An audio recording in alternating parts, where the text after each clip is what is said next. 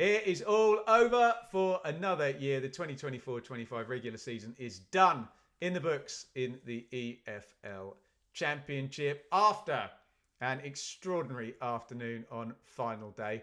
Drama ahoy. If my voice sounds hoarse, it's because I've screamed my way through the watch along where we were sat there with 10, 12 minutes to go of the season, not knowing who the title winners were, not knowing who was going to finish in the playoffs, and not knowing who was going to take the final relegation place. Absolutely brilliant, brilliant stuff. If you are now back from these early kind of lunchtime games and you were present and correct today, let me know your thoughts in the comments. Leeds, congratulations. They are the champions, and the late show was in the title race today as Manor Solomon sneaks the title for Leeds in the 91st minute. Much will be discussed about this season. Two teams finishing on 100 points. Look, it is what it is. I mean, I'm sure some people will bemoan the fact that it's decided on goal difference, but them's the rules. Both teams have been incredible to get 100.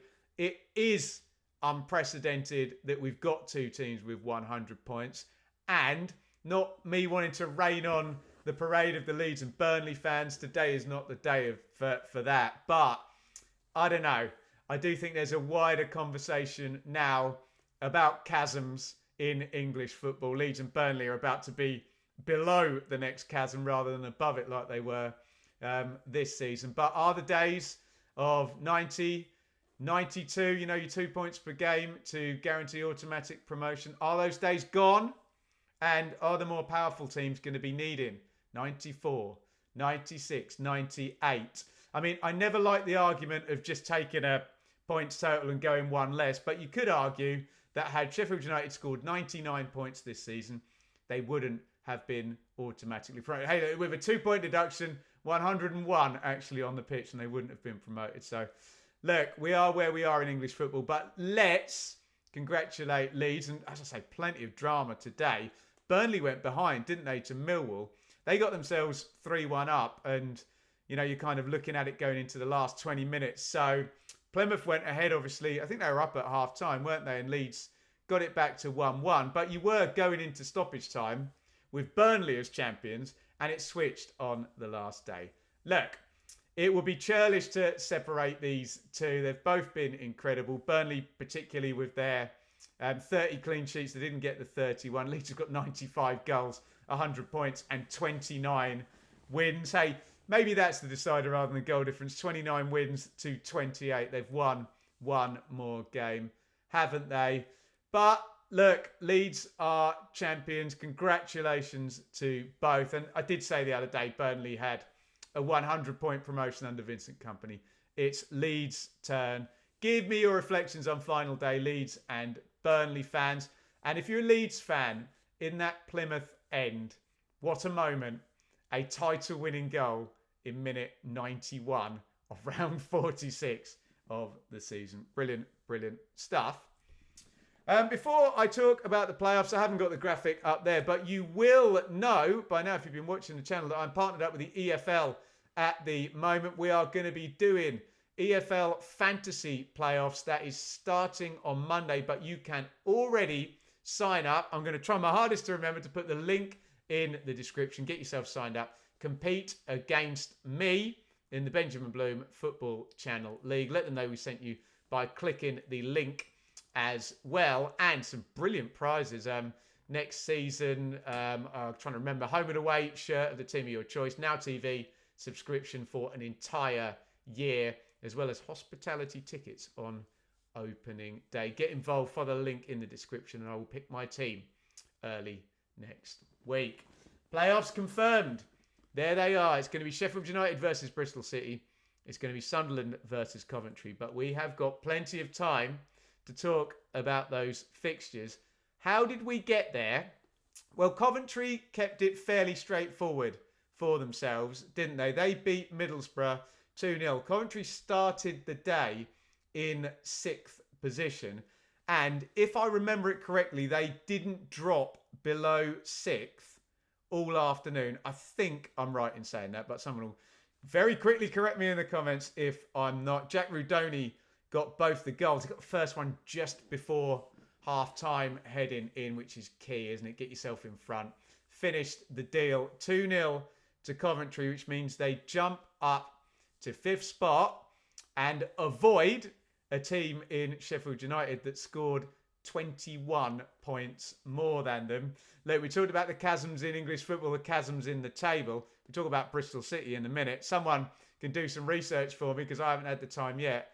I think that is the lowest ever. No, in fact, someone did comment actually that Leicester had got in with 68 possibly before, but it's going to be the joint lowest ever. I think what we can say is nobody has ever got into the playoffs with fewer points than 68 with Bristol City, which Bristol City have today. Well done, Coventry. Obviously, look, from where Frank Lampard took them, I think they were 17th, I heard in the presser before the game. Incredible winning streak. Little bit of a slip over the line after we came back from the final international break. Back-to-back defeats going in as well. But crunch time, and this is good before we go to tournament football, because I've said many times towards the end of the season, particularly round 46 is basically tournament football already. You know you've got one game to do something and you know exactly what that is most of the time. So well done, Coventry. And yes, they will be very pleased to avoid Sheffield United, having been trounced by them in that game at Bramall Lane. When the opposite is true, they beat Sunderland quite handily, and Sunderland go in rather poor form. Bristol City took 6th spot. It was not anywhere near as straightforward for the Robins, who at one point today were 2-0 down at home to a Preston side fighting to stay in the division. Reece got the first on 28, and on the hour mark, Osmajic made it 2-0. Now, I'll have to check my times because the timeline's a bit fuzzy after such a crazy afternoon as to when Blackburn took the lead. But for a very short while, 9 minutes in fact, from minute 50 to 59 in Sheffield United versus Blackburn, Bristol City were outside of the playoffs. Go and look back at the live chat, play it back. A lot of Bristol City fans. Ben, we've bottled it. It's done. We're 2-0 down here. Blackburn are winning. But not only did Sheffield United get that game back to 1-1 within 9 minutes, in fact, Ross McCrory was the hero for Bristol City. They got that game back to 2-2, which meant a 2-point gap. Millwall obviously flirted with being in the playoffs. They were in there at one point early in the day. But look, Burnley literally equalised a minute later. So it was the blink of an eyelid. Obviously, Middlesbrough were never in there because Coventry kept them at arm's length. It would have needed Middlesbrough to go in front against Coventry for that swing to occur. Well done, Bristol City. Absolutely fantastic achievement for Liam Manning. Yes, we have said all season it's a low tide. The table is very warped this season, isn't it? With 100 points each for the top two and then 90 for third place. Sunderland then 76 and a little kind of stasis on their own, and they lost the final 5 or 6 games of the season, whatever the number was in the end, I can't quite remember. And we knew it was going to be a low tide. We knew whoever could do a decent run into the end of the season. We'd normally expect it to be 70 to 75 to get in there, but Bristol City get in with 68, and now that becomes completely irrelevant because we go to tournament football. Bank it, you know, you're in there, Bristol City, you're in there on merit. Yes, Sheffield United are, you know, in terms of squad, in terms of, you know, kind of squad strength and player value and probably average wage and all of that gubbins, you know, a long way ahead. But I'm trying to think the 2 games. I think Sheffield United won a really tight one at Ashton Gate late, and I did the other game because Bristol City equalised late, so there wasn't much in it. And we go to tournament football now, and Bristol City fans will be thinking, I mean, they probably don't like the playoffs themselves after losing to Hull, getting so close when they were first up in the EFL Championship. But Sheffield United fans like it even less. So there you go. Those are your playoff teams, and I'll say no more. We will talk plenty about those. Wow. Luton relegated is the final part of the story today. Apologies We're not going to talk about any of the dead rubber games, Swansea and Sheffield Wednesday and Norwich and Watford. QPR, even Sunderland, are not going to get a mention today. Probably Sunderland, we haven't mentioned them for weeks since we knew they were going to finish 4th. But it was sensational down at the bottom of the table. And in the end, it was between those two. We started the day with Hull in 22nd on 48 points and Luton in 21st on 49. And Luton have been relegated on goal difference. And really, it kind of became a bit of a... that Luton's destiny was in Portsmouth's hands fairly early in the day. And what I mean by that is that West Brom went 1-0 up against Luton, I think about 7 minutes in. Luton then immediately equalised, but absolute killer for Luton was minute 30 and 33, where they went 3-1 down. And on the watch-along, we were kind of disregarding that game then. It's like, if the next goal doesn't mean anything, which it wouldn't have, then we're not going to look at that. And then, I think it was in the first half, wasn't it, that Hull took the lead against Pompey. That was when the switch got made. Meanwhile, Preston were going 2-0 up at Bristol City as well. And we were sat there, basically at half-time. It couldn't have been going any worse for Luton. They were 2 goals back. Hull were winning. Preston were winning. And we've said all week that head-to-head between Derby and Stoke, can they just sit there and observe, draw the game, and everything will be fine? Lots of people said to me during the week, you can't do that. You can't do that, Ben. What happens if it goes wrong? Well, it didn't go wrong. And that's exactly what happened for Derby and Stoke. They were able to draw their way in. And also, something we've been saying going into the final day is be careful. There's a high tide. In the end, someone's been relegated on 49, and we normally come out around 45. But again, we'll talk about the big chasms in the table and how English football is, maybe to round this all out. But it wasn't a case of everybody won on last day, like they did last season, where Birmingham thought they'd done enough and then found out everybody else had won. The entire bottom, I don't know, let me count. 1, 2, 3, 4, 5, 6, 7, 8, 9. The bottom 9, none of them won today. And with Luton going 2 behind so early in the day, yes, Portsmouth got 1 back. Yes, Luton kind of got it back to 5-3. But at that point, we kind of knew the Preston result was irrelevant because Luton was so far behind that even if they got themselves to a point where they were sort of level, even if Preston lost, the goal difference wouldn't work. So when it got down to brass tacks in the second half, it was Luton and Hull were the only ones there. And the goal that would have changed anything never came. Luton needed Portsmouth to score. Portsmouth couldn't score a second against Hull. Hull drew. Luton lost 49 apiece. And we knew the only real goal difference issue was probably going to be between Hull and Preston, potentially, who, as it turns out, have finished on -11 and -10. Derby could have been brought into it. They were -8 as well. But a lot of draws there meant that the actual number in between, if everyone's drawing, wouldn't have actually changed. Luton's was terrible. -24 they've finished. We've obviously conceded 5 today. Luton dropped. We talked quickly about Hull, who I said were in danger of being like one of the most wrong place, wrong time teams in the history of the Championship, weren't they? Obviously, Mr. Ilachali took Liam Rossini out, put Tim Volter in. That was a disaster. Ruben Sellers came in. And Hull have been really fairly decent.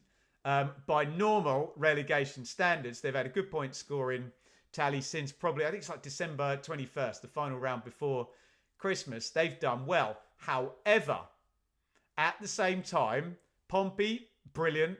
Oxford, brilliant. Stoke, pretty all right, at least matching them as well. And they started from a higher position. Derby have had a massive spurt. Plymouth even at the end of the season as well. And it looked like Luton were going to do the same with this late run they were making. And you're almost looking at it thinking, man, Hull are going to go down, having been pretty decent since Christmas, because of just an extraordinary rise in tide And it would have taken Luton to get 50. And you know you're wrong place, wrong time. I know everyone cites Peterborough getting 54 and getting relegated, which is utterly incredible, where the table completely squished up. But this season, the issue with the table is all the points at the top, a really low tide to get into the playoffs, meaning basically no mid-table, which has risen the tide, meaning that the teams at the bottom, when the chips were down at the end of the season, were able to beat pretty much everybody other than the top teams, certainly doing well against the teams in the middle. That's how tables work. They're all kind of interlinked.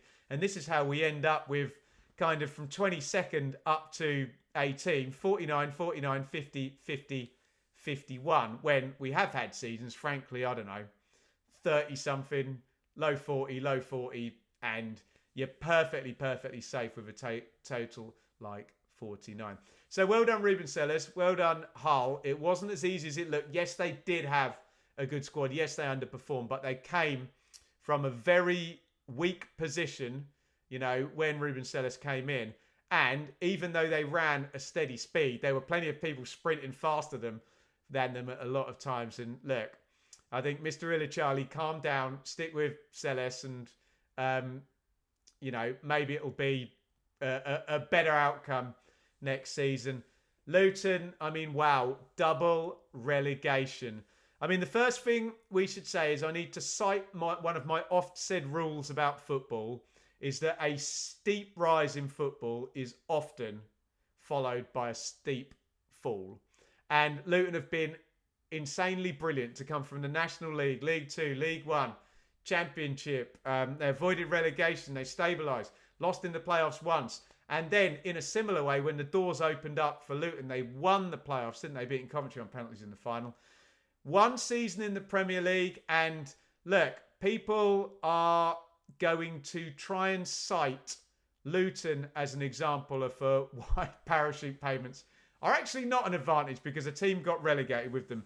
Of course, that's absolute poppycock. It doesn't disprove the advantage of all the other teams, but Luton in a very different situation. I think their biggest signing in the Premier League was 5 million quid. So they didn't come down with the normal power and the squad of a team of, you know, huge players and assets to sell and players that even if you keep will just bully the Championship.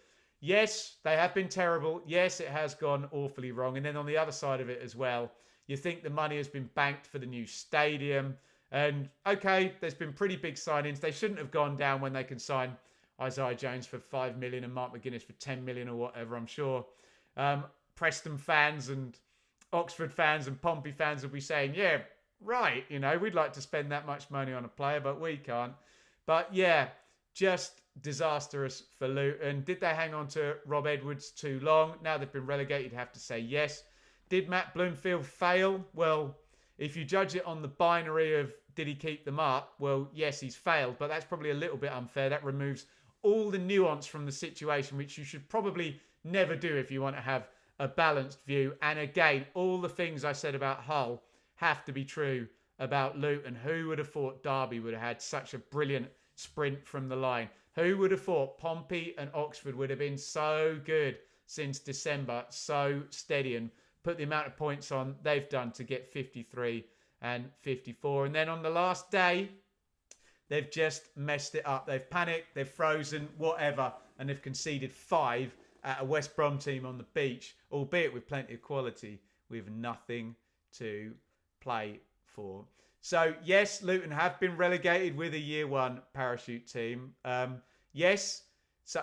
payment, excuse me. Yes, sometimes in life, you can have a big advantage and you can waste it. It doesn't mean that the advantage you had in the first place was not an advantage. And I think the top of the table shows you that for those bad actors who are now going to argue that. Anyway, I don't want it to become a big rant about the kind of chasms in English football, but I'm worried. I've got to admit, I am worried that there's the 17 in the Premier League that have now been there for 3 seasons and their promoted teams just haven't got close to them, even though teams have had terrible seasons in the Premier League. Man United, Everton, Wolves, West Ham, Spurs have all had really bad times this season. And it just seems, I don't know what it would take for one of them to get relegated at the moment. So good luck to Leeds and Burnley. they're the other side of the chasm now. And yes, we can celebrate 2 teams scoring 100 points. But again, how worrying is this now that we've got this situation where the parachute teams can't compete in the Premier League? They're nowhere near, and it would take an almighty great failure for one of the 17 to actually get relegated now, it looks like. But in the Championship, no one's near them. You know, Sheffield United got 90, Sunderland are 14 points back, and Coventry are 21 points back, and Coventry are obviously 31 points off Burnley and Leeds. These big gaps are not good for competition in the long term. Yes, it's been a crazy relegation race, but we want competition. We want the idea that it's, you know, it's a pyramid, not, as Matt SB said on the Premier League check-in, a massive staircase where you have to jump up 5 steps rather than just run up a hill, which you should. But there you go. Get in the comments. Congratulations, Leeds. They are champions. Congratulations, Bristol City and Coventry, who will be joining Sunderland and Sheffield United in the end of season playoffs. Commiserations to Luton Town, a double relegation. They'll be joining Plymouth and Cardiff in League One. Click the link in the description, as I said, for your link to EFL Fantasy League. Thank you, each and every one of you. Utterly brilliant. Today, I was doing a watch along to over 1,000 people. It's insane. Thank you to all the subscribers this season for following this balmy, brilliant, crazy league. From the bottom of my heart, these hot takes have been brilliant. And you want to know the best news? It's not over yet. Playoffs are coming. Sam Parkin will be here probably on Tuesday after the bank holiday to talk about that stuff. Plenty more content through to the end of May. And process this. One of Sheffield United, Sunderland, Coventry and Bristol City, one of those fan bases, is going to be celebrating May the 24th, I think it is, at Wembley. They'll be in the Premier League too. Who's it going to be? Get in the comments. I don't normally do this, but I'm actually going to link the watch along up there. If you want to see my reactions to things as they unfolded this afternoon, you can kind of spool through. I'm sure someone will have linked the good time codes down in the comments. Thank you, everybody. What a day in round 46 for the last hot takes of the regular season.